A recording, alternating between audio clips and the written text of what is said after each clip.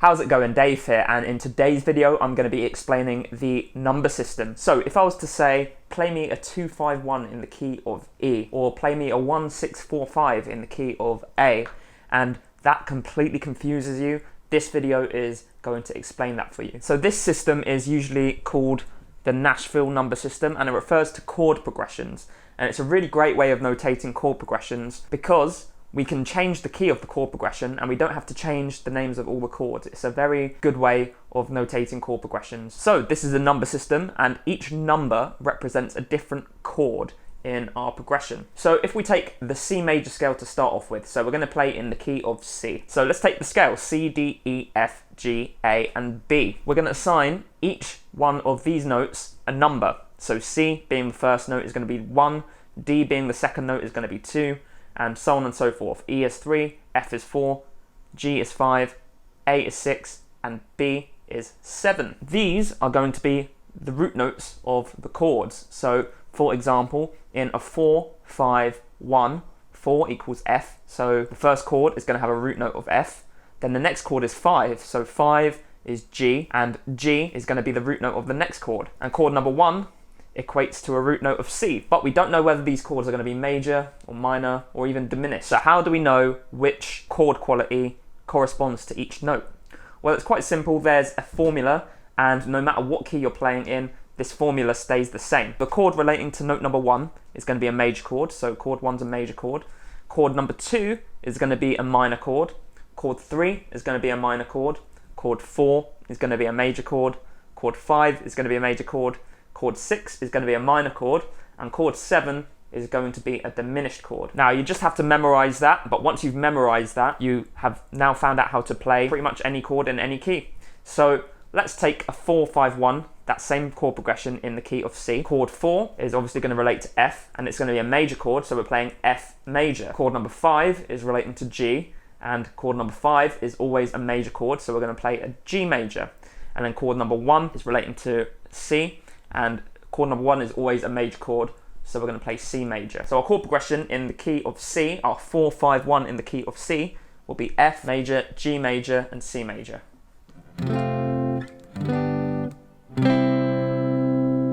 Pretty simple. Now, as I said, these numbers and the corresponding chords work in any major key. So let's take the key of G, for example. So we've got the notes G, A, B, C, D, E, and F sharp. We're going to assign numbers to each one of those notes. And then with those numbers, we're going to assign chords. Remember, chord 1 is always major, chord 2 is always minor, chord 3 is always minor, chord 4 is always major, chord 5 is always major, chord 6 is always minor, and chord 7 is always diminished. So let's work out how to play a 1-2-5-1 in the key of G. So I want you to just pause the video quickly and see if you can work out what a 1-2-5-1 progression in the key of G would be. And then once you've figured that out, press play again. So 1-2-5-1, that should be pretty easy because everything's on the screen there for you. Chord 1 is G major. Chord 2 is A minor, because note 2 is A, and on note 2 we always play a minor chord, A minor. Chord 5, 1, 2, 3, 4, 5 is D, and we're going to play a D major chord there, because chord 5 is always major, and then back to 1, which is our major chord, G major. G major, A minor, D major, G. Now I've said that every chord is always going to fit within that formula, but there is the odd occasion where chords don't stick to that same formula, but it's really easy to follow along because they're just specified if they don't fit with the formula. So for example, chord number 4 is a major chord. If chord number 4 is written as just the number 4, then you just assume it's a major chord. But if it's a minor chord, which some people like to do sometimes with chord number 4, then it will just be noted down as a minor chord, 4 minor. So you don't need to worry about memorizing all these different details. Anything that doesn't stick with your formula is going to be noted in whatever chord chart you're reading. So let's try this in another key. So let's try the key of D. And what we're going to do is play a 1-4-4 minor in the key of D. So let's take the notes in the key of D, D, E, F sharp, G, A, B, C sharp, assign their numbers 1, 2, 3, 4, 5, 6, and 7. And we've got the chords D major, E minor, F sharp minor, G major, A major, B minor, C sharp diminished. So chord 1 is D. Chord 4 is G. And chord 4 minor is G minor. And then we can head back to chord 1 again. So that's how the Nashville number system works.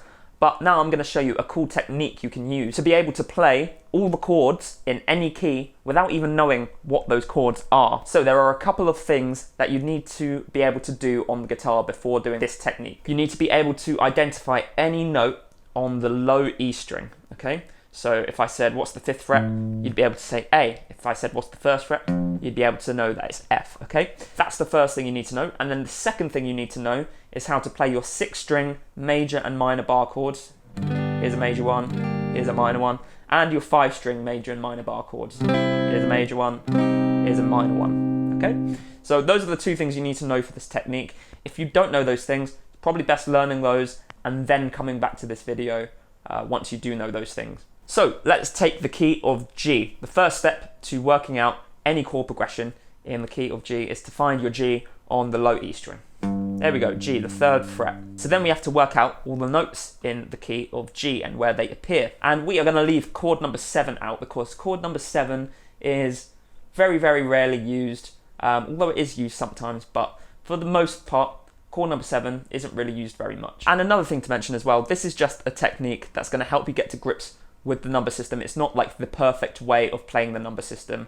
Let me just throw that out there because obviously we're not playing all the chords, we're leaving chord number 7 out, and it leaves out all the other different ways of playing all the chords in your key. But as I said, this is really good for getting to grips with the number system. With that being said, we're finding all the notes up to note number 6 in our key. So we've got G at the 3rd fret. So the second note is always 2 notes higher. The third note is always 2 notes higher than that, or 2 frets higher than that. So we've got fret number 3, we've got fret number 5, and fret number 7, 1, 2, 3, okay? Then chords 4, 5, and 6 fall on the same frets, just on the next string. So 3, 5, and 7 on the A string. So we've got 1, 2, 3, 4, 5, 6. And we don't even need to know what these notes are to be able to identify a chord progression in the key of G. So chord number 1 is always a major chord, and we're going to play that with our first note. Then chord number 2 is always a minor chord, so we're going to play that at the 5th fret, a minor chord. Then chord number 3 is a minor chord, so we're going to play that at the 7th fret. Chord number 4 is always a major chord, we're going to play that at the 3rd fret of the A string. Then we're going to play chord 5 at the 5th fret of the A string as well, that's always a major chord. And then chord 6 is always a minor chord, we're going to play that at the 7th fret of the A string. So we've got chords 1, 2, 3, 4, 5, and 6. If someone was to say, play me a 6-2-5-1 in the key of G, we find G, we have our chords identified, and then we can play chord 6 here, chord 2, which is here, chord 5, which is here, and chord 1, which is here.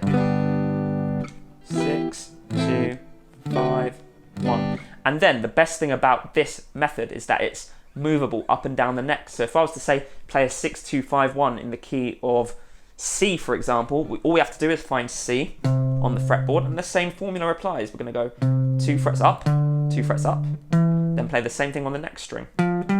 8, 10, 12, 8, 10, 12. And those are 1, 2, 3, 4, 5, and 6 of our key of C. 1, 2, 3, 4, 5, 6.